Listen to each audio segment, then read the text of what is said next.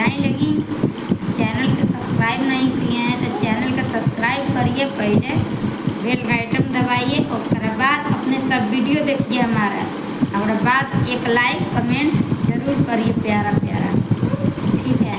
हमारे वीडियो का अपने सब ज़्यादा से ज़्यादा भी सपोर्ट भी करे लगे। हमारा चैनल साफा डाउन चलता, अपने सब देखल बनी रहे, वही से वीडियो बनाने के बिल्कुल मन नहीं करत। अपने सब वीडियो जब चलेला तो बनाओ के मन करला, वीडियो जब ना चलेला तो बनावे के बिल्कुल ना मन करला। तो अपने सब ज़्यादा से ज़्यादा भी हमारा वीडियो के तनिक सपोर्ट करी लगी, ज़्यादा से ज़्यादा भी हमारा चैनल के आगे बढ़ाएंगे। आप लोग को सपोर्ट के बहुत ज़रूरत बा, हमारा चैनल पर सपोर्ट करी लगी ज़्यादा से ज़्यादा।